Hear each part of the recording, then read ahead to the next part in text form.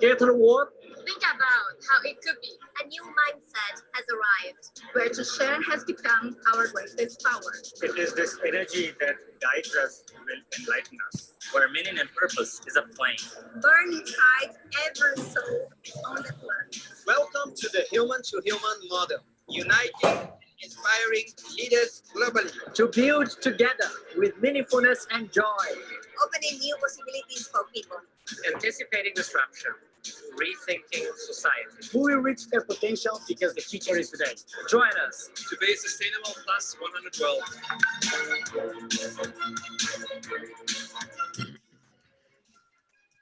I think right now is clearly the way to act. Lack of clean energy will affect the Earth's core later. I find that when people begin making small changes, they gradually get bigger because they get this feeling, I am doing something.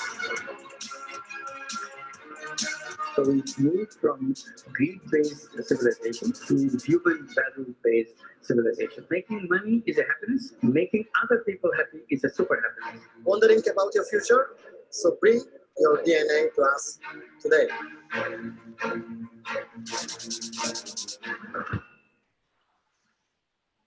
So thank you so much. And thank you for bringing DNA to our meeting. And please just don't forget, you can join our system, yes, so you can see all the sessions, you can network, you can have even face-to-face meetings, and every day we are updating the new slides, yes. So I could, Dr. Hoffman, just let me share my screen, 1 second, so we can see all the participants, yes. But we are actually participants plus now, because we have also with us Aurélie. And we have Michael, yes? So we will have and we have Michael and Aurelia, I saw also, right? Yeah, Winfried, it's Aurélie will give the input presentation, but she has to leave and I stay then on behalf of her for the discussion. Okay. So dear Dr. Hoffman, honorary chair and moderator of the discussion, and my first president who taught me everything about solar. And I think many of you, yes, are also colleagues of Dr. Hoffman, and you were learning about solar and especially about policy in solar from Dr. Hoffman when he was fighting together with our team for solar in Europe. So I give floor, Winfried, to you. So the floor is all yours. Thank you so much, everybody, for joining.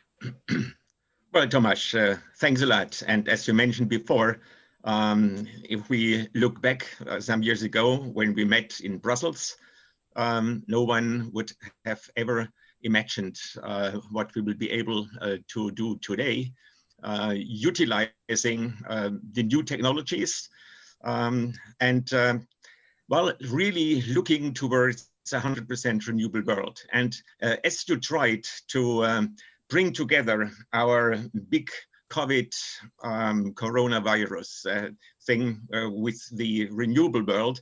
So I just had a quick look where we are at the moment with the coronavirus. So in Europe, obviously, we have almost 1 million people infected. And according to the dark number, that could be something like 5 to 10 million in total. And we have about 100,000 dead. Well, if you look back to the Spanish flu, obviously, in those times, we had almost all people infected before the herd immunity was going on. And if we have to wait until the herd immunity, there will be another factor of 20 to 40 in terms of infected people and unfortunately also dead people. So hopefully the scientists will be able to work before the herd infection, some vaccination. But I thought, what can we learn from the way politics, society, and anyone else took the lesson from the COVID-19? To my understanding, it was quite amazing what the virologists have been able to teach politicians in order to really make a lockdown within days. And this, very different to our future case, has an effect in the coming months and perhaps years of trillions of euros. And this is without any real value added to society, but just taking the money and helping the insolvencies, unemployment, and all these things. And so what we should do in our discussion, perhaps also looking towards the 100% renewable world, which, by the way, will also tackle the climate change issue.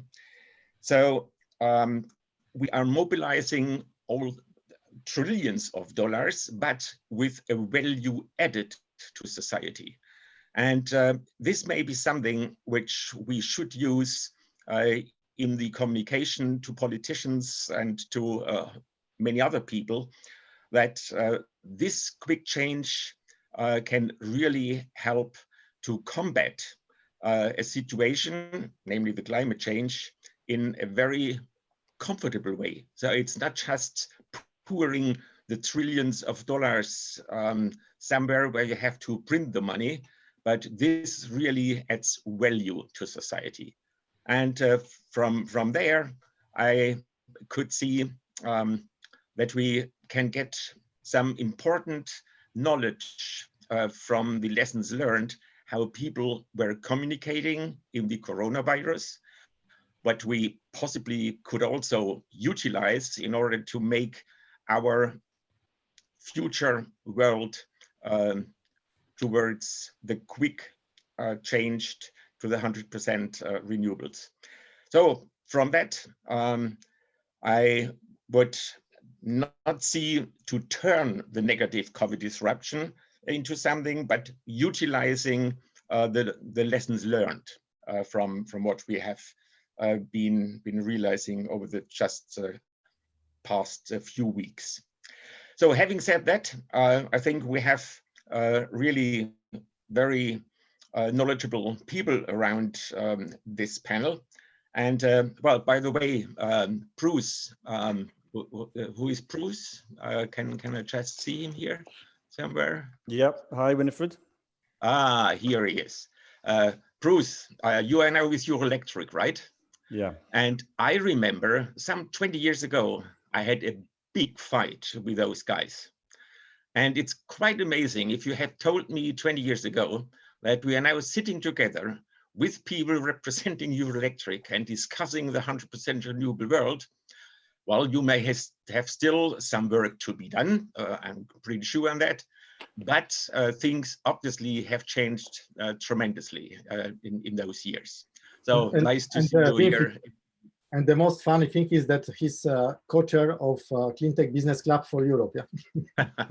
Very good. It's a pleasure. It's a pleasure. And Winifred, if you told me 20 years ago that I'd be sitting here representing Euroelectric, I would not believe it either. So it's been obviously things are changing quite dramatically. Good. Absolutely. Let me give it before, because we just have with us also the chair of the whole conference, Professor Weber, who helped me a lot to set up the whole event. Yes. Hello. I had trouble to find the right login, and then Thomas did not find my waving hands. But I already listened to everything what our dear Winfried said, and of course I fully agree with you, Winfried. Okay. Now So Thomas, obviously for the coming 1 hour 15 minutes. So you wanted to have a short presentation first before we open the panel with all the panelists. Yes. To make comments on that. Is that right? Yes, yes. We have with us Aurélie. Oh. Okay, Aurélie. Yes. The floor is yours. Yes, and you can normally share the screen because I Thank you. Thank you very much to all. So I will. So now you gave me permission, Thomas. Yes, yes. Aurélie, right. You are policy officer, yes, at Solar Power Europe. So policy director, yes, and I will be in charge. So as well, CEO at interim, until we have the pleasure to have Valborga back from her maternity leave in July. So it's a pleasure to be here, and thank you a lot for this invitation. Unfortunately, as Michael said, Can you see my screen now? Yes, yes. Perfect. So as Michael said, I will not be able to stay with you later on, but it's a pleasure to give a bit of a market introduction. And indeed, I think with such a panel, and I know most of you, I'm sorry, I will not be able to follow your discussions, but I will surely have a look into the recording. It's a good moment to take stock. That's why we intitulated this presentation Solar Demand in Europe in Times of COVID-19. So what I would like to do simply to launch a bit the debate is to start with where we were before all of this actually started. So indeed, I mean, when we were cheering in December and publishing our European market outlook, it is clear, and it was clear, that we are entering a new era of growth for solar in Europe. Only in 2019, we had more than 100% growth on the local market, and I think it is amazing prospects really to reflect on. And clearly, we were expecting a lot of additional installations from now on to 2023. The European solar generation, which would have been expected to add nearly 100 gigawatts in the next 3 years, with patterns of growth, which you can see on the slide, on the graph on the right, which are exceeding basically 20 gigawatts per year. So really a huge growth, which would have confirmed the trend we are seeing today due to the increasing cost competitiveness of our technology. And I am sure that I have no one to convince on this panel for what we are talking about. Maybe a very recent finding which we saw, and Winfried, you mentioned indeed 100% renewable world and the pathway towards this. And we released last week our 2050 study, which we conducted with Christian Breyer from La Parenta University. And it is clear the first key finding is indeed that we can be climate neutral with 100% renewable system, that we can achieve that way before 2050. So actually with the pathway to 2040, which was also surprisingly cost effective and also able to sharply decline CO2 emission reduction, sharply decline CO2 emissions. What we can see in this is, of course, the increasing role of solar. So indeed, in fact, 100% renewable pathway is primarily a solar story with a share that could reach 48% of electricity generation in the lowest ambitious scenario, the laggard scenario, where we do not meet our climate and Paris targets, up to 63% and 60% in the moderate and leadership scenarios, where we do achieve 2-degree reduction in the leadership and 1.5 in the moderate. So with that in mind, we would be willing to sign everything up and get ready and brace for the solar decades, and not only decade.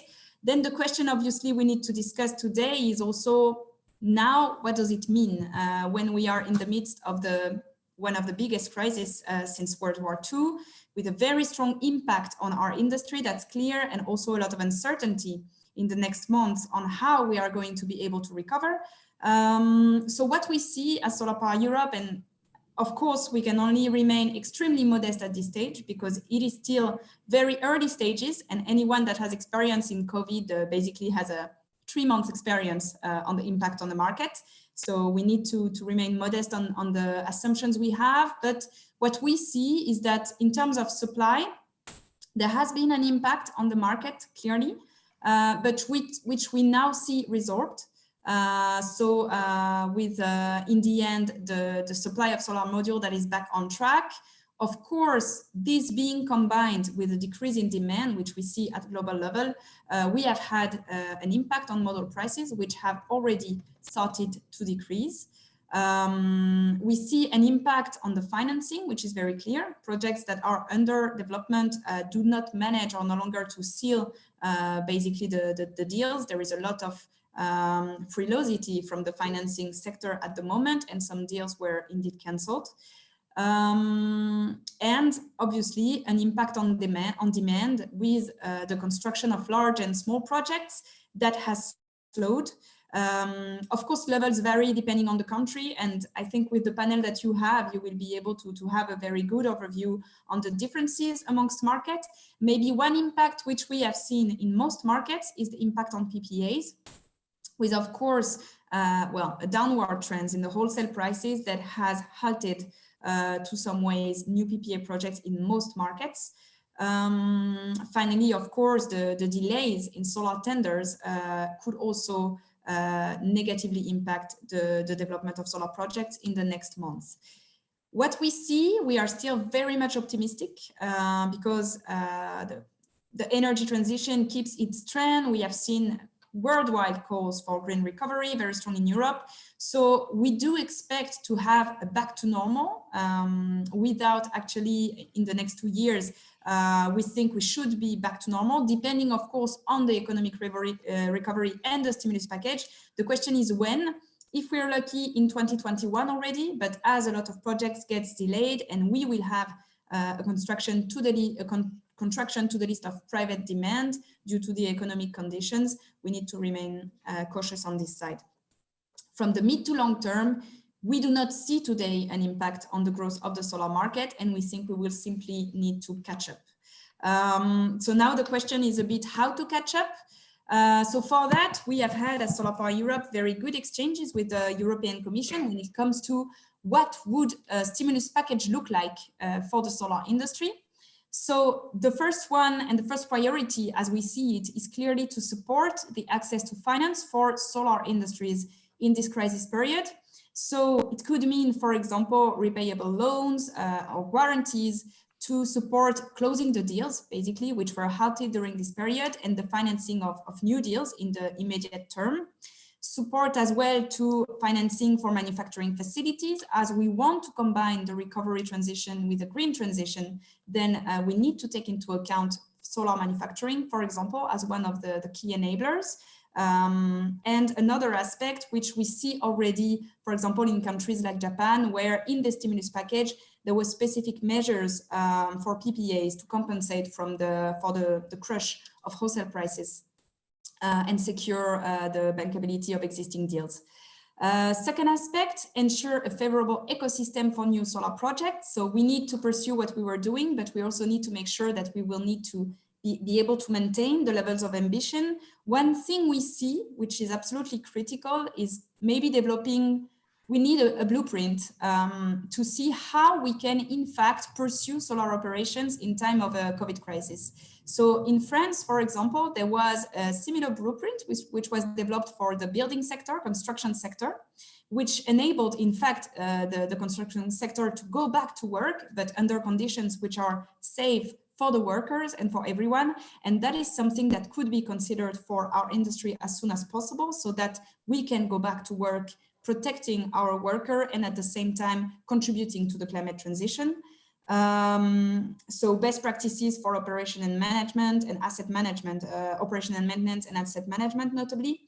And we could already consider, for example, to put in place massive training and reskilling programs, because we know there is going to be a huge impact on unemployment, and that could be an opportunity as well to reskill many of these workers towards cleaner technologies such as solar. The third aspect, boost the deployment of large-scale solar projects. So here as well, we're looking potentially at EU fund to support the financing of new large-scale projects, and maybe even calling for additional national auctions that could help compensate for the contraction of the domestic demand. We could envisage as well investments in infrastructure, which are absolutely critical and usually liked by member states when it comes to create jobs. So during the crisis in 2008, for example, there was between 5 and 10 billions that were poured into the Connection Europe facility mechanism to build infrastructure, grid infrastructures. Maybe that is something we could consider. And last but not the least, unlock the job creation potential, notably for small-scale PV. We know it's 3 times more job, locals and qualified. And here, there are a lot of things on the table already. We know the European Union wants to put forward a massive renovation wave in which solar technologies could be a key pillar. So we want to see this pan-European program for solar rooftops and storage capacities in building as well. We want to see potentially grants again and loans for the C&I sector to be able to green their consumption potentially. And why not as well thinking on how to engage local authorities and reduce energy poverty, combining it with this kind of rooftop solar programs. That looks a lot less like asking for money, but in fact, the stimulus package is going to be about pouring money into the economy. So that is not, the question is not if we are going to have monetary support, the question is where we will need to put this money so that it has the highest societal and climatic impact. And here, we think the solar sector has a very strong claim to make. So that would be it. Thank you very much. Thank you, Aurelien, for your very nice overview. I was just wondering, because my 25-year-old photovoltaic system now at the end of this year, obviously will come to the official end. So I have to look what to do with it afterwards. And I was just discussing with some people how to enlarge the system and utilizing still the old one, which is still working very nice. And well, perhaps Joachim can comment on that. What we see at the moment in Germany, you are punished with even small systems when you would like to utilize your own electricity, and the plans are still not very much in favor of investing as a private person in photovoltaics and storage and utilizing most of your self-produced kilowatt hours. So I wonder, and we can discuss that also in the next coming minutes with other people commenting on regions from Spain, from France, and others, Italy, how the situation is there. And definitely this is something where we all have to heavily work in order to make positive changes. But what will be now the next contribution?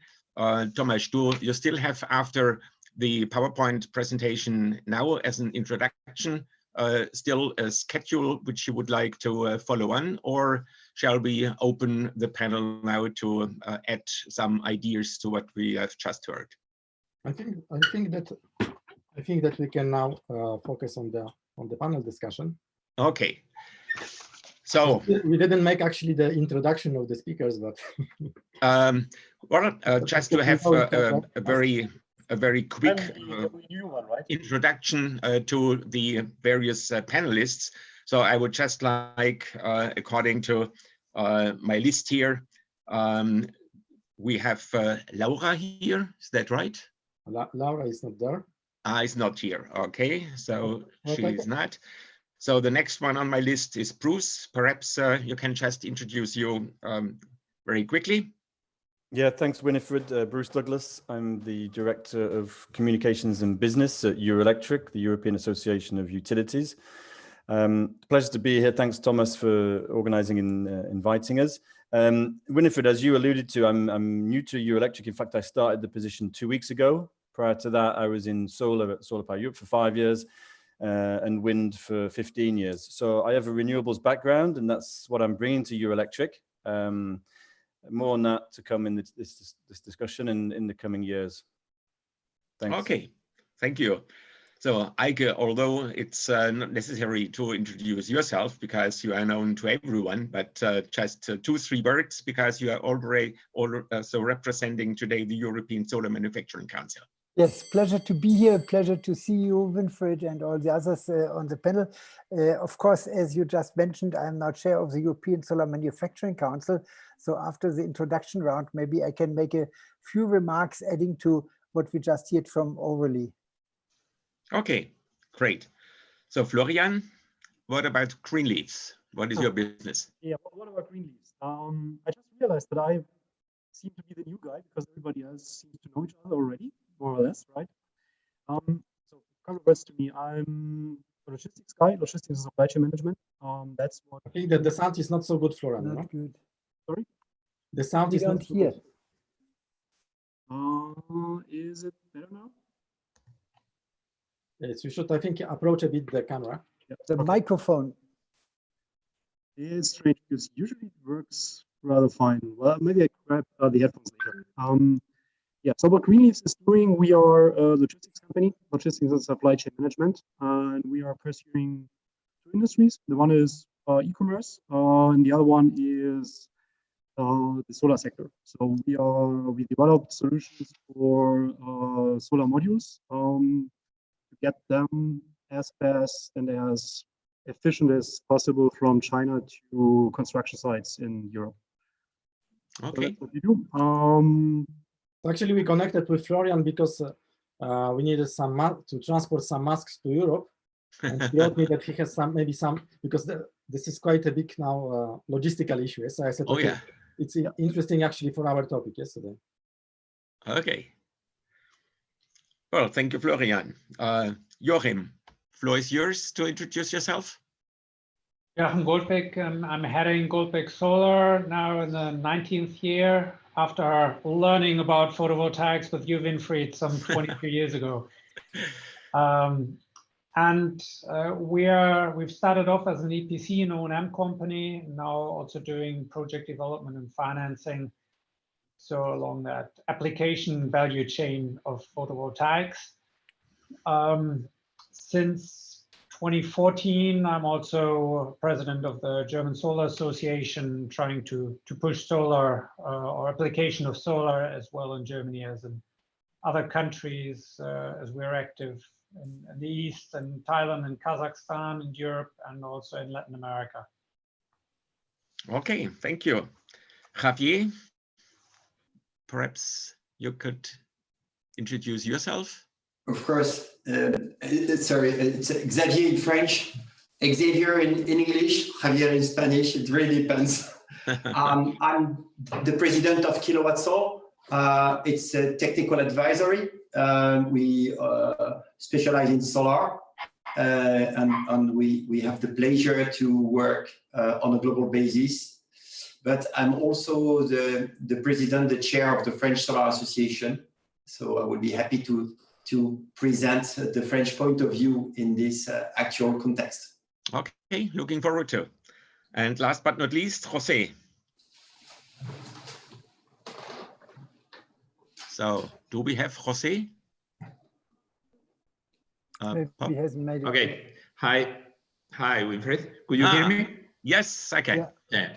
I am José Donoso. I am the General Director of the Spanish Photovoltaic Association, UNEF, President of the Spanish Photovoltaic Platform, technological platform, Photoplat, that join all the research institute of Photovoltaic Research Institute, private and public in Spain, and elected President of the Global Solar Council. And I worked in the renewables from close to 40 years. Okay, so also a long year veteran in this area, obviously. Yeah. Okay, so thank you. And let us just now jump immediately to your knowledge for the what's happening in the various countries.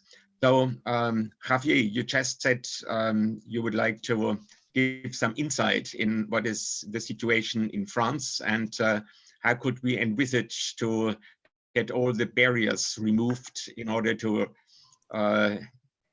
quickly move towards our goals.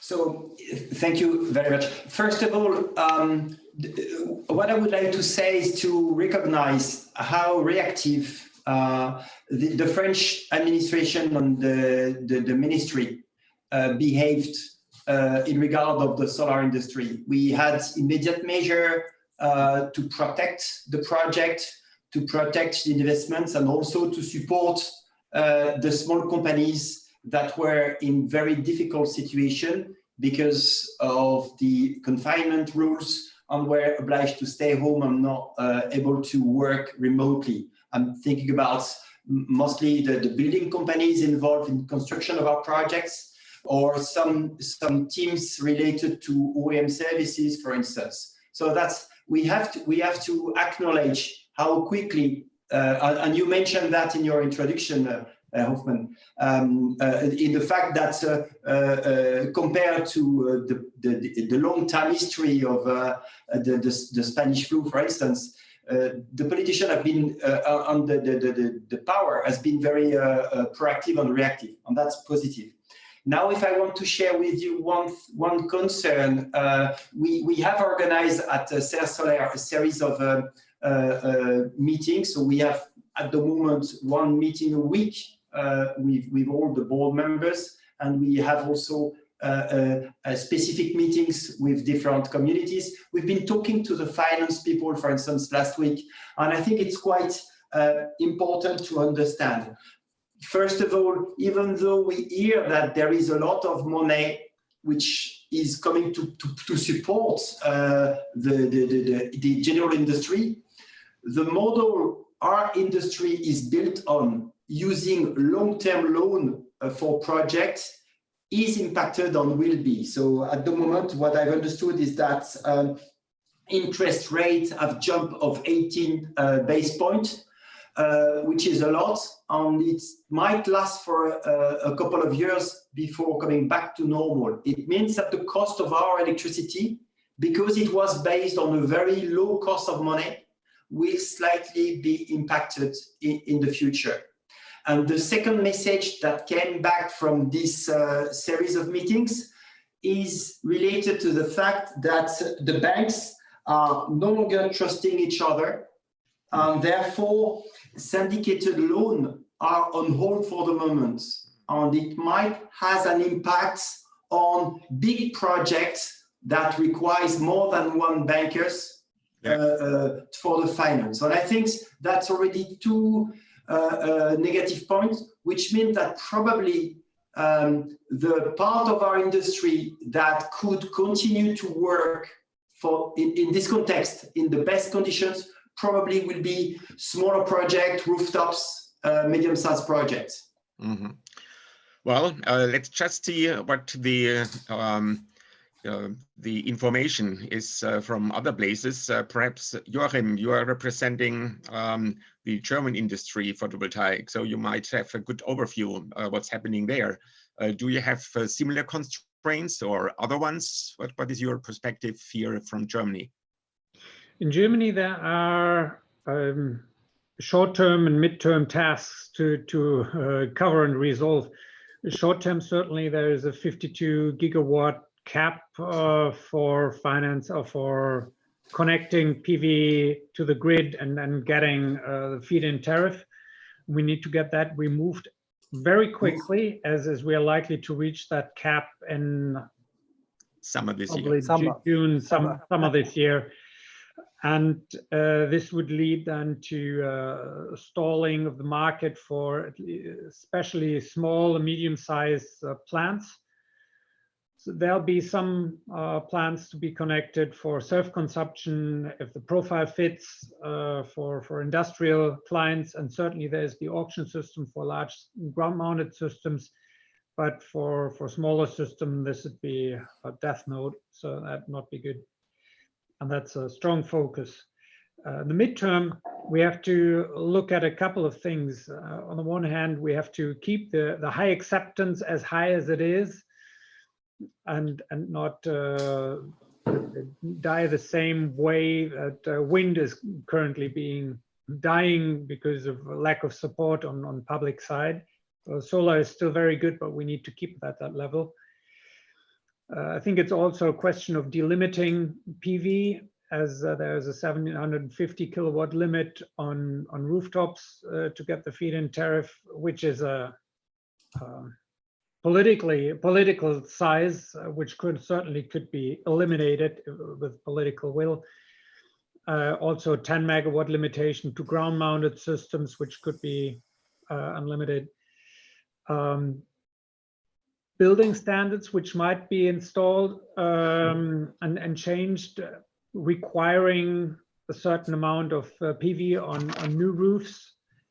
And also one issue which is coming up soon, and Winfried was hinting at it, is what do we do with the PV electricity after having installed the PV plant 20 years ago and now lacking the feed-in tariff?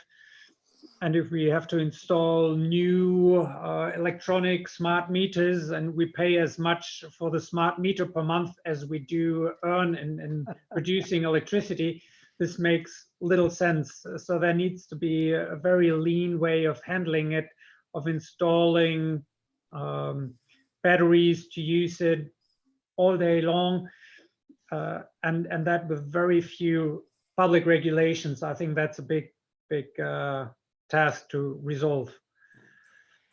Do we have a similar situation also for financing, what we have just heard from Javier, with the increase of interest rates and the problems with banks to banks situation? Do we have in Germany a similar situation? I've not observed it, but okay. it could happen. Okay. We have good low interest rates. Depending for what you are asking for, exactly. So perhaps Michael, you forgot me actually, but don't worry. What we did in recent webinars, what we also learned from various countries is, of course, what already also mentioned, is that the lower wholesale prices obviously have a direct impact actually also on current projects, that banks really come back and look at negotiations of contracts where they simply say, hey, look, the risk profile has completely changed because the wholesale price is much lower. That means your margin is lower, the risk is higher. So that means the terms have to be changed. That's what we heard, for example, recently what happened in Italy. I think Jose will probably also could contribute to that. And I think that's an issue. And there we really have to go to the governments and simply say, hey, whenever and whatever the packages will be, that we need some backing for that. And that was something you observed in your analysis in a number of countries or throughout Europe, or is that dedicated to specific countries? Well, it depends on what I think the wholesale prices went obviously down everywhere. And the banks have also other things on their minds. So I think solar is not so high on their priority list. So we just have a few data points, but in several countries we heard about that. I don't know what you experienced, Joachim, in Germany. Is there similar concerns? Can you repeat? The voice was not too clear. The problem is, of course, that wholesale prices on electricity markets going down, meaning actually that the profitability of solar is actually not so high anymore these days, and that banks are taking that as a means to renegotiate potential loans because the risk is increasing. Are you seeing that in Germany? I think it depends on which market you're looking at. If you're looking at a feed-in tariff market in Germany, it's a fixed rate for 20 years. I'm not sure more the PPA market. So the PPA market in Germany is not so big yet. I mean, there is maybe a handful of plants which are being connected to the grid just on pure PPA. And then if you have a PPA at a certain level, let's say 40 euros per megawatt hour, then that should also be valid for 5 or 10 or 15 years. And the loan should be accordingly and likely not to be renegotiated. But I do see that as a significant task to resolve in the future for the larger power plants, which are to be built and to be financed on mere PPAs or mere merchant market reimbursement of the electricity. And that is getting more difficult, especially now with the lower price of the Corona, let's say, electricity, which we are suffering. It's not big yet because that market, the PPA market in Germany, is not big yet. But I think this is hurting Spain.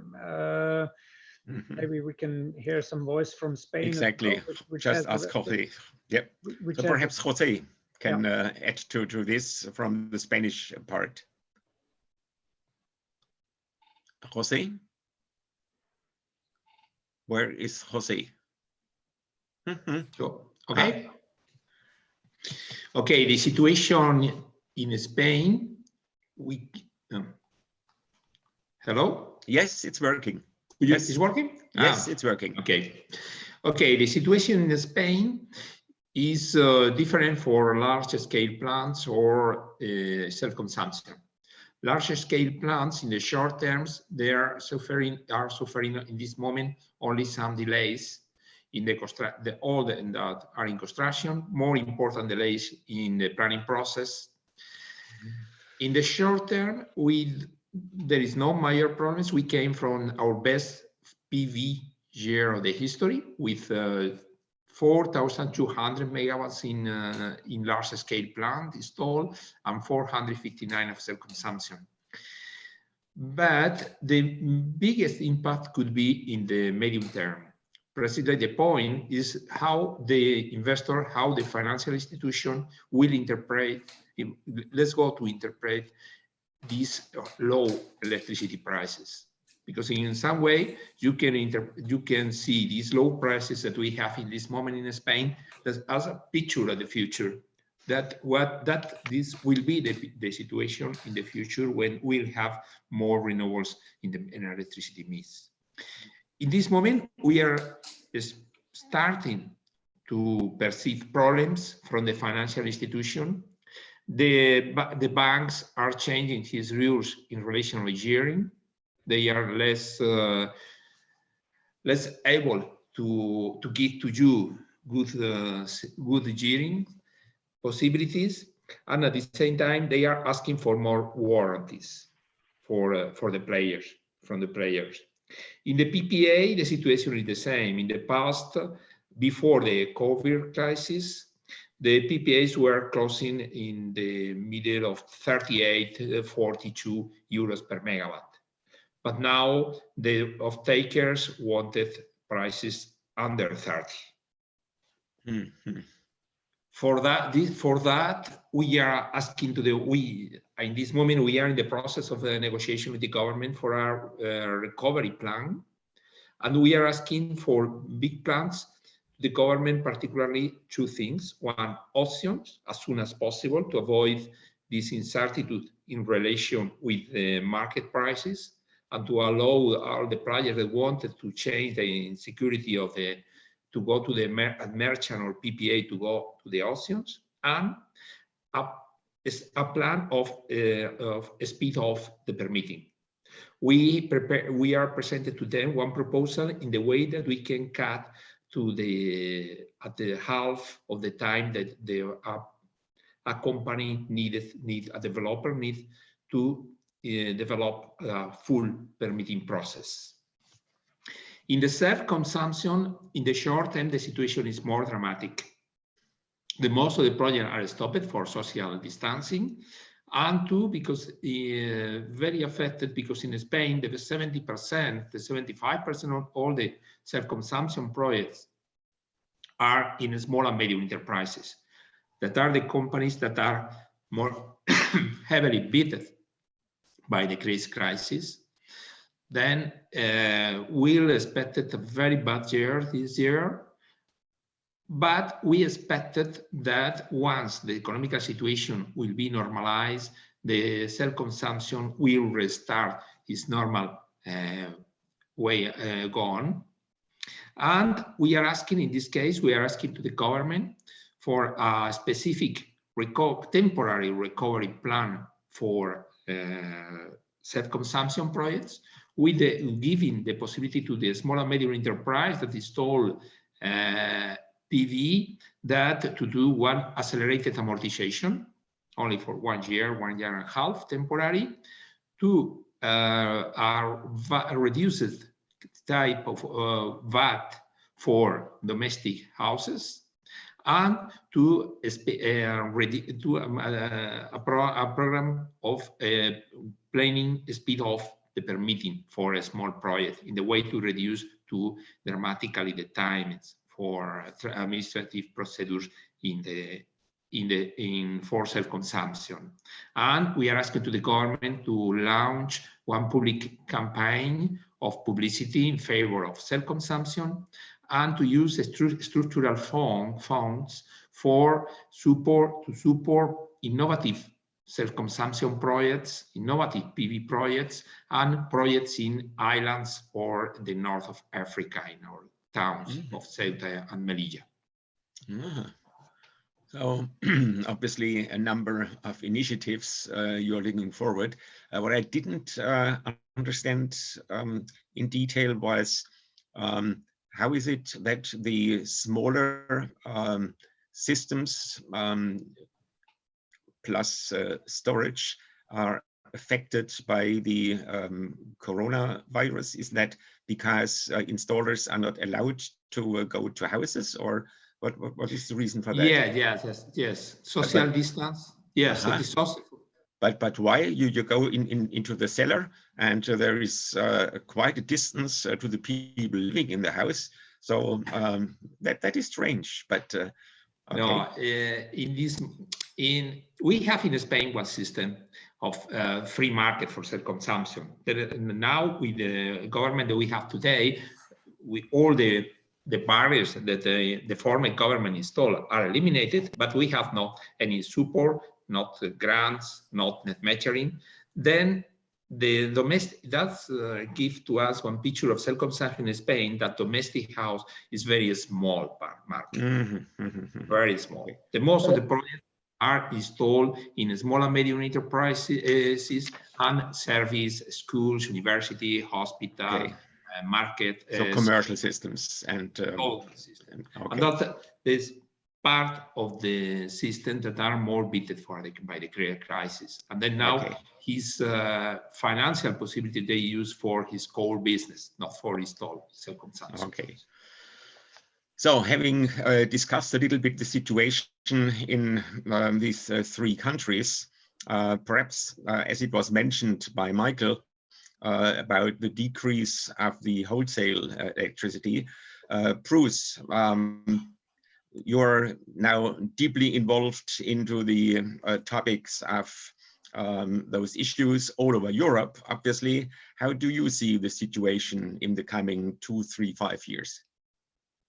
Yeah, thanks, Winifred. I mean, in addition to the impact of the wholesale prices on short-term project deals, of course, it also has the low price have an impact on the revenue streams of utilities. I mean, the good news, I have to say, is that security of supply has been maintained. So, you know, if there's anything good to come out of it, is to show that there is resilience within the European electricity sector, that crisis planning was in place, and they effectively managed to continue electricity supply until now. Of course, the immediate drop in electricity demand that we saw when industries shut caused the immediate drop in electricity prices. This will have a long-term impact on the investment capabilities of utilities. So we've got to maintain, you know, they have strong balance sheets. We need to maintain that. I mean, they are critical to the energy transition. They're still committed wholly to decarbonize the power sector. But in order to do so, they need to be able to invest in new projects, in infrastructure, and so on. So it has that effect. We actually had a meeting late last week with Vice President Timmermans. Of course, it was an online meeting. We had 8 CEOs from the utility sector there present and discussed both the impacts, but also the solutions going forward. It's clear that we're aligned with the Commission at the highest level on what to do. And we'll see over the coming weeks and months the support to the power sector, but also more importantly to renewables, to e-mobility, to charging infrastructure, to the renovation wave of buildings, to provide increased electrification of heating and cooling. So we do see that support coming. And as Aurelie pointed out, it's not, you know, asking for money. It's basically asking where should the money go to most effectively combine economic growth, you know, but also combine that with the ambitions for the environment, for climate. And I think that you can't differentiate between the two now. You have to link the two. We've learned a lesson here, and I think the lesson is that a crisis like this was unprecedented and unknown at the time. But climate change is something that we do know about, and we do know the solutions to. And I think everybody now has that in front of mind for when the recovery plan is put in place. Yeah. There was an interesting webinar last week, actually, I attended on wind energy about the same topic. And I paraphrased one of the guys. He said that, you know, the corona crisis management is all about protecting the elderly in a way. And the climate crisis is about protecting the youth and the next generation. And I think we absolutely have to take that into highlight that point. Yes. Yeah. But I've got a few other comments later on what the electricity sector wants to do and how we intend to do it. But we as a sector are committed to decarbonisation. We do not take our eye off that ball, and we'll work with the solar sector and others to do that. Okay, so I'm looking forward to a good collaboration here. Perhaps we can change a little bit from the installation of photovoltaic modules towards the situation if we really would like to go to a 100% renewable world as quickly as it was shown before by Aurelia, even in 2040. Obviously, we would need terawatts of photovoltaic modules, inverters, and anything else in order to build it. And perhaps we can just take a quick look what the situation is and what we could do. We have two panelists who can add to that. Joachim as the president of the German Solar Industry Association, and Eike as the chair for the initiative to produce in the future also solar cells and modules here in Europe. Perhaps Joachim, if you would just like to start where that situation could arrive. Yeah, I think first the idea would be to grasp feeling for what will be the size of the market. And I think in Germany, to reach the 300 gigawatt, which would be, let's say, assumed to be necessary for a sustainable supply of electricity in Germany, in a clean way of solar, that will lead, depending on 20-25 years of a lifetime of a system, to 10 to 15 gigawatts per year, which need to be installed. And you would extrapolate that to Europe, we'd come to 40 to 60 gigawatts per year to be installed in Europe. And looking at roughly 20 cents per watt for modules, currently we'd end up at 10 billion of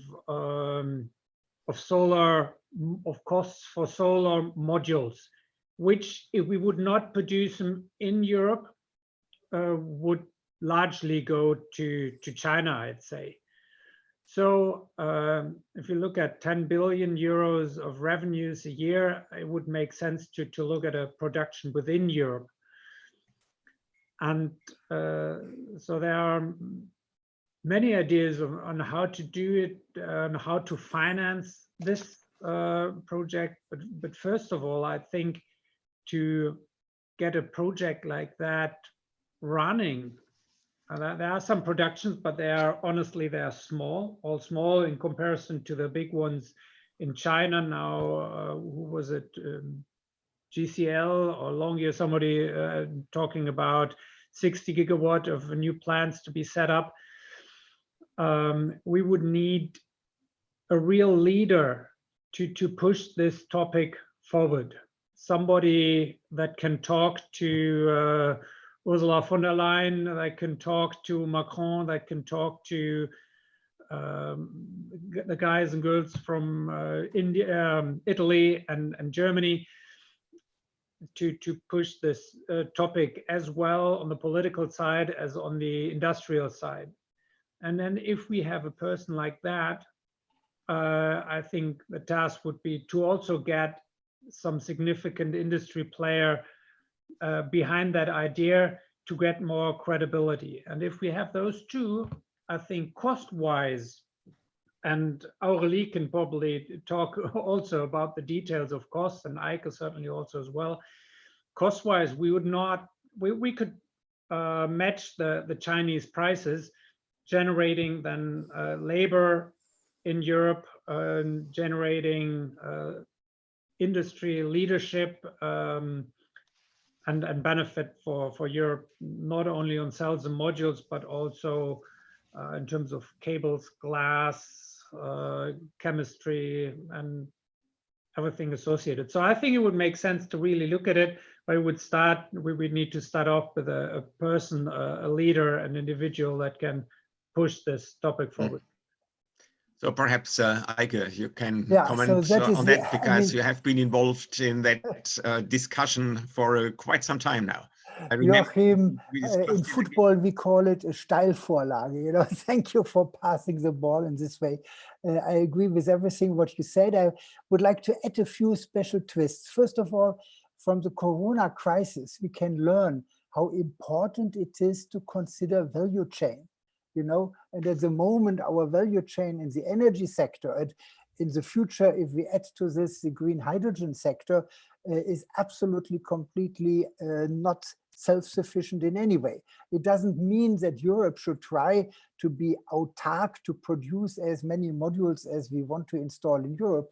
But I think besides the financial argument which you made with the $10 billion annual market, I think as well the issue of having a certain amount of self-sufficiency in today's world, which has unknown political perils coming along. You know, if a country like the United States can behave crazy in the economic policy, what would happen if a country like China would connect economic policy with political wishes? So I think many arguments we have for establishment of a certain amount of own PV production. Interesting technical argument enters the whole discussion right now, because technically speaking, and I'm sure we will discuss it tomorrow in the technology session, we have the PV market. In the past, it was the old aluminum back surface standard technology, which has progressed into the PERC technology, and we are just now at the step entering into the so-called high efficiency technologies, heterojunction, TOPCon technologies, which allow to make cells 24 towards 25% on industrial scale. So we have even, in addition, this type of technology opportunity, because these technologies have readily been developed in Europe, have not yet been on a large scale exported. So I think there is, on the time scale, I would say within the next 18 months, a really, really interesting opportunity in order to really establish PV production in Europe. And I really believe that this is important from the strategic point of view. And now comes a new argument. There is another very important issue. And Joachim, you mentioned something like 300 gigawatt of photovoltaics.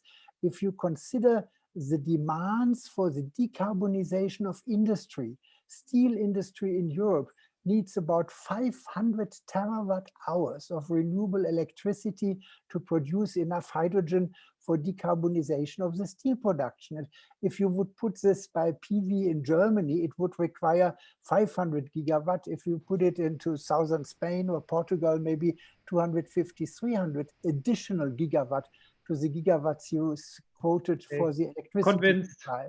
So yeah, the green hydrogen issue, in my view, gives a new and important booster to this topic of PV production in Europe, because I'm very strong with the argument saying the lowest cost green electricity, and we need a lot of green electricity for the hydrogen process, comes from PV in sun-rich areas. You know, we will soon approach the number of 1 cent or 10 euros per megawatt hour in the sun-rich areas, and then all other green electricity will be out. So I think we have almost a perfect storm. We have a really technology step ahead of us, the heterojunction technology, I would particularly say. We have a really increasing awareness of the needs, of the much larger needs in PV than we had expected before. And the third is, with the Corona crisis, we get a feeling of the importance of the value chain. You know, to start, if we talk about the hydrogen industry of the future, it starts actually with building windmills and with building solar cells. So altogether, this gives a very important political argument. And with this, of course, as you say, we have to go to European and national governments. In the past, going to governments and asking for anything for PV production was absolutely a dead deal. I think Winfried knows it the best, what has happened in the last 10 years. And politicians say we have put so much money into PV production and we have burned so much money and we have gotten so much ill will from the public. But things have changed, and now we can combine it not only for the PV production alone, but as well for the combination of PV production to satisfy the needs of industry, for the decarbonization of industry. So I think we have a good opportunity. The European Solar Manufacturing Council, ESMC, was founded just with this one, so to speak, single topic goal to create the boundary conditions, the frameworks, the local, national and regional conditions in order to make PV production possible. As a matter of fact, you might know that there are several initiatives going on right now. The best known, I guess, is that REC is thinking about locating a 2 gigawatt fabrication in Europe. It's not yet decided. I personally would be in favor of it, because I think if REC shows to European governments that they, from a company perspective, put a 2 gigawatt fabrication into Europe, then we can do it too. But the point is, we should not stop at a 2 gigawatt scale. I think what we need is at least 10 to 15 gigawatt annual production capacity in Europe, so that we can really fully get the savings of scale. And the savings of scale are not only from the cell and module production itself, but as well from the secondary products, like you need glass. And glass manufacturing, if you make it on a too small scale, is not economic. But if you go into the needs of a 10 gigawatt PV factory, then even the glass people will listen to you and will set this up. So altogether, what we need is really 10, 15 gigawatts of PV production capacity in Europe, latest technology, and then we can be absolutely competitive with the Chinese. I don't have any doubt, because we should keep in mind, with decreasing module prices, the price of the transportation, which was negligible as long as the modules were 50 cents or $1 per watt. But today, when the modules are 20 cents per watt and less, suddenly this 2-3 cents of transportation take an important part. And therefore, we have very good arguments. And I hope I have all your support in this initiative to make sure that we reestablish PV production in Europe. So that might be a good opportunity to ask Florian, because he is heavily involved in infrastructure and transportation, if I understood correctly. Yeah. So perhaps he can give us a quick insight in what he would see for the coming years. So when, as it was just mentioned, the module prices are going down, the relative proportion of transportation costs obviously will increase, especially when the ships have no longer the possibility to burn the dirty oil, but have also to use cleaner materials. So what is your ideas along that, Florian? Yeah, so I think for the solar sector, there are two questions now regarding logistics and supply chain management in general.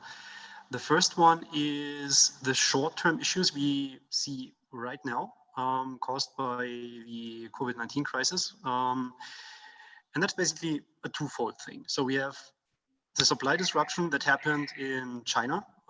They lost roughly 6 million containers in the first quarter alone. Which is an incredible backlog. So it's not just affecting us, it's affecting everyone who's producing or sourcing things in China. And this backlog has to be solved somehow. I understand that production is running again, more or less at pre-crisis levels. But now we have to get the modules out of China to the markets where they are needed. That alone is an incredible, difficult problem to solve. Now that's compounded by the fact that we have all the demand disruptions in Europe. So that is something every industry player has to figure out rather sooner than later, how to source and get modules from Chinese manufacturers. Long term, I think it would make things easier if we had some production capacity in Europe. Because it's totally right. The cheaper the watt peak gets, the higher the logistics share becomes. So that is definitely a challenge. It's something I think European manufacturing base could benefit largely because it would be much faster to get modules from the factory to the construction sites. So you take basically out 6 weeks of transportation from China to Europe. Plus it will be cheaper. So that's something I think Europe can largely benefit from. Absolutely. Oh, it's also 6 weeks financing, which I think is a good point. Yes. Yeah, I mean that can be mitigated with efficient supply chain management, because modules are on a container on a boat doesn't mean that that's inventory, right? If the supply chain itself is efficient and fast enough, you can save that on storage costs in Europe. But yeah, it is definitely 6 weeks of financing. So if you can cut that down by half, you find a lot less capital if you get rid of that. Good point. Maybe Winfried here, one point, I think we have to think about even different dimensions than what we heard about. So according to our 100% renewables report, which is of course a modeling, but nevertheless, if we really want to comply with the most ambitious 1.5 Paris target, according to our report, which we did with LUT, you need between 7.7 and 8.8 terawatts to really have 100% renewable Europe, only solar. That's the 60% Aurélie talked about. That means we're talking about installations of 250 gigawatts a year. So that means it's huge.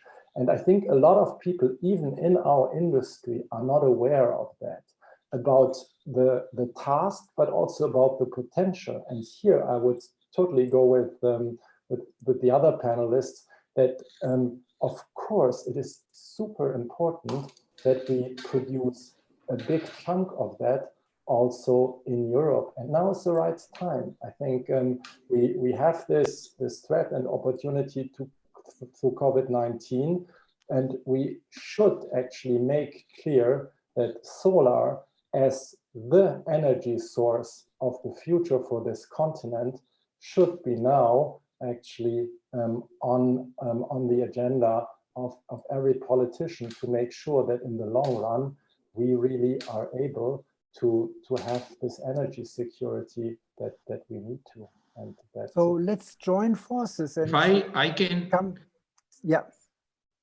If I can add something to the discussion, because one suggestion in our discussion with the politician decision maker, usually we speak about panels, but I think it's not right, because this identification with PV, with panels, means that we identify always with Chinese. In Spain, we try to show the opposite.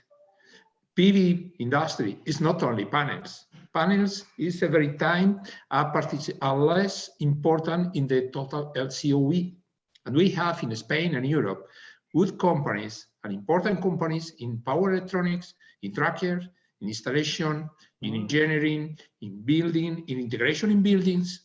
And that is these companies we need to put in value for the politician and to say, here is the added value of the sector. And this is important. We have important companies there, and we need to strengthen these companies. No, I think, Jose, you are completely right. but we should not forget the heart is the PV cell. I just want to compare it with electromobility. In Germany, they make enormous investments now to create a battery cell production in Europe because we don't have it. We import the battery cells for electric mobility from Asia. And in Germany right now, they mobilize $1 billion public money to produce cell production because, as a matter of fact, in battery cells, Europe has no technology advantage. Europe runs behind technology advantages in Japan, United States, and China. So actually, it's the same argument. We have to have the full food chain, and I fully agree with you. We have to consider everything along the food chain.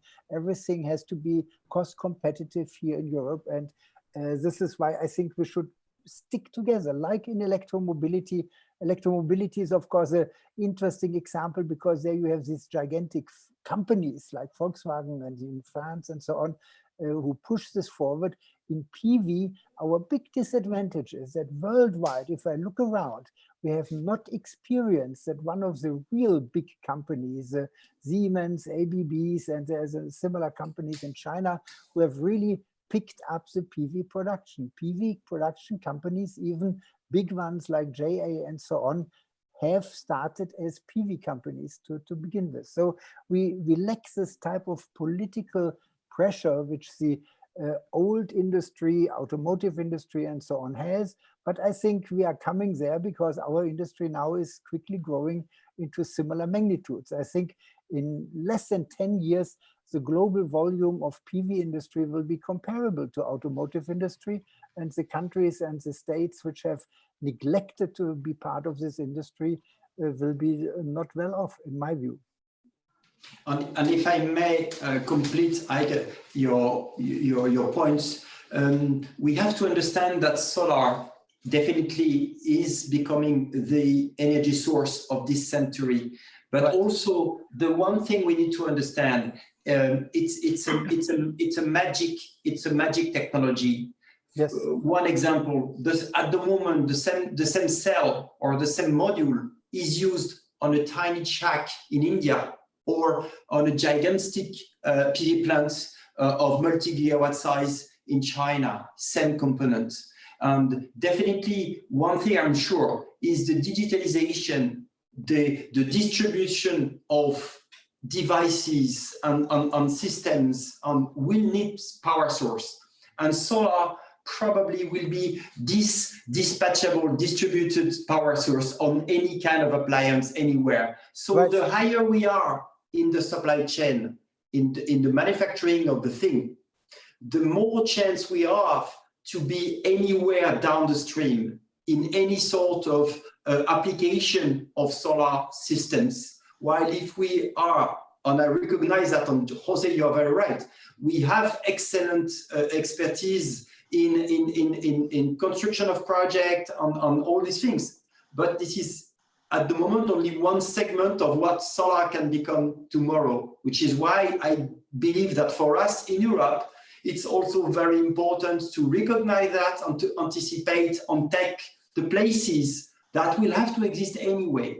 Oh yeah, and in addition, what was already mentioned of floating solar, there is as well agro-photovoltaics. We can very intelligently combine agricultural use of land with solar harvesting. As a matter of fact, with climate change, the issue of too much sunshine becomes quite important, which is connected as well to the loss of water, you know, from irrigation. So having shaded areas for some agricultural parts will get very important. And the big picture, I fully agree with Michael's number of 7 terawatt for Europe, because the study from Lund University brought 70 terawatts for the world. And this fits very well to 7 terawatts for Europe alone. You know, 70 terawatts is what we should have in order to have a transformation of the world energy system to a sustainable system.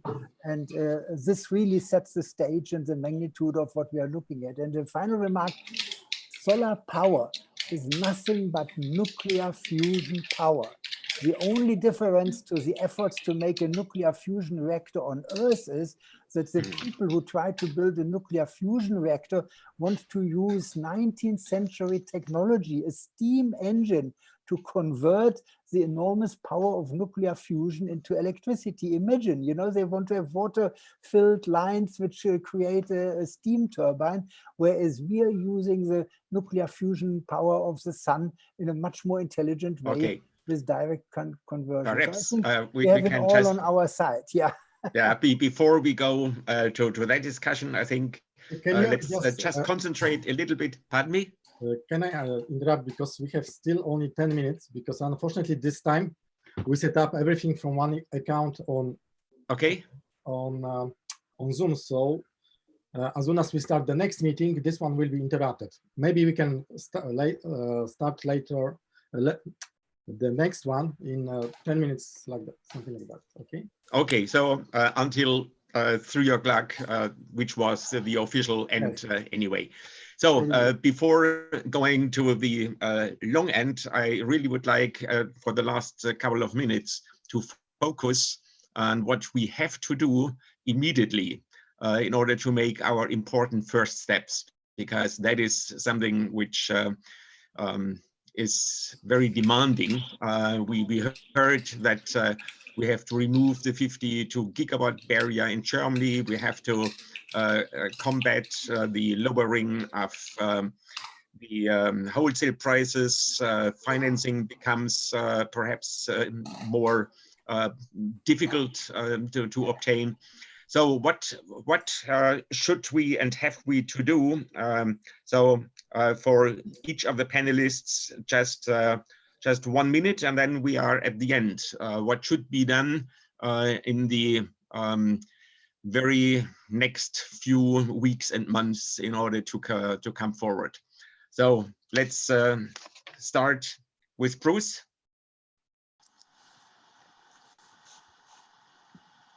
Yeah, thanks, Winifred. Literally in 2 words, the recovery plan from the EU has to be aligned with the climate ambitions.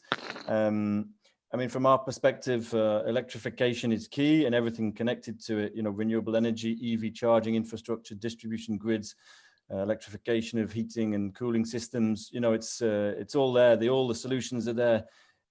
Michael and Eike and others alluded to it on this call. But the investments they make now have to be aligned with climate ambition.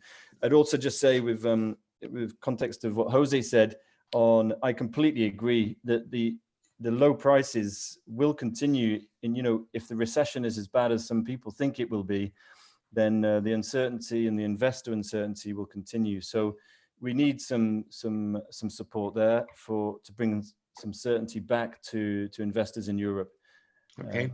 Thanks so much for the time today. Okay, thank you. So Florian, what about your prospects? What should be done immediately? I think immediately it's important to save the projects that are in the pipeline, because if these projects fall through, the whole industry in Europe will face much tougher times than it will already. And I think one of the first steps to do is to align the demand we have in Europe with the production capability in China. And that is a supply chain problem right now. As I mentioned, there's a huge backlog for cross industries. And there, everyone who has a project should now look at the timeline and get in touch as soon as possible with their suppliers over in China, and some logistics guys in between to probably plan and schedule production runs and the transportation from China to here. Because if these projects fall through, banks will just, I think, hate the industry in total, and we cannot afford that. Okay. Joachim, what are your important points? I think one important issue is unlocking sustainable finance. I know there has been a lot of talks going on the European level, the Green Deal, etc. In Germany, there's talks about this. There's a huge gap between the money that is there wanting to be invested into green and sustainable projects, and the actual money reaching those projects because of different assessment of risk. And I think this gap needs to be bridged, which is not there yet. But it's coming there, and more money is going in towards this direction. The second point is facilitating access to the grid. Everybody knows of you that some years ago the statement was that there'll never be more fluctuating energies than 2% in the European grid, else it'll break down. Well, now we are at partially at 60, 70, 80% in some regions, and it doesn't break down. So I think there needs to be more ease of accessing the grid in Spain, in Italy, in Germany, in Poland. We are fighting strong structures there. And certainly the high CO2 price, which would compensate for the costs that fossils are causing. Okay, so a few remarks from Javier. Yeah, so maybe one thing we can take away from this crisis is the fact that our energy is extremely resilient. At the moment, we've been in the hardest crisis we ever had in nearly 1 century in Europe, and all the PV plants are working. Yep. So I think it's a very beneficial thing. Regarding the future, we know that our business model relies on long-term finance, and we need this money. It's just there is actually a problem regarding access to money, but there is money, and we definitely need something like you guys have in Germany with KfW, where you can have a solid financial institution, which probably doesn't exist in other countries, that can provide this very, very long-term support that our industry is needing. Maybe this is something we have to build on a European level. Okay, thank you. And Spain, Jose, what are your important points as this? In the short term, I think speed up the permitting to avoid delays for the project in the way that we can start work as soon as possible to help to recover the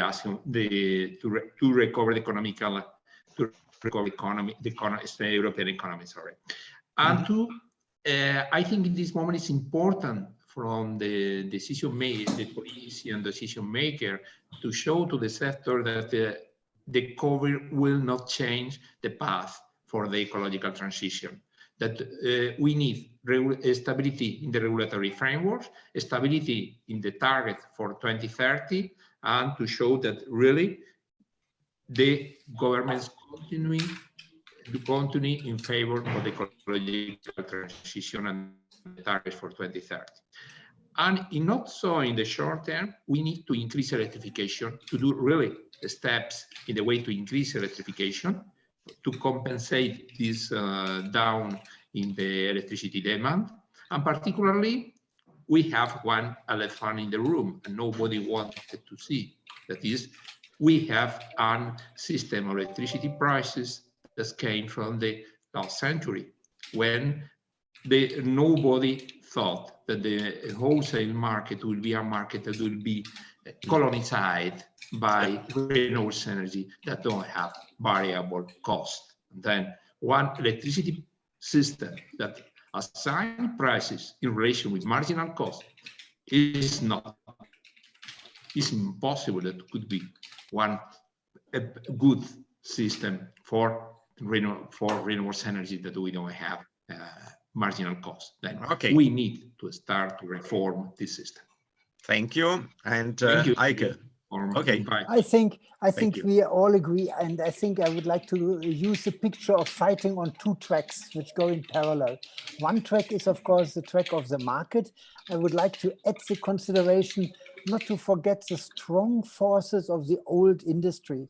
You know, in Germany now we have a new initiative coming out of the Bundesnetzagentur to put a tax on self-consumed, self-produced PV energy. I had no time to ask Jose about Spain, if self-consumption can be done without any cost. The new plans of the Bundesnetzagentur are essentially that you should first sell your electricity to the grid and then buy it back from the grid to grid prices. There are different models, it's complicated. But instead of simply saying, when you produce your own electricity, you use it yourself, period. So one thing is all the things which we discussed about creating the market and keeping the market and let it grow to the levels we need. And the other one is, I very strongly believe we need to do production of the whole food chain, starting from wafers and cells right here in Europe.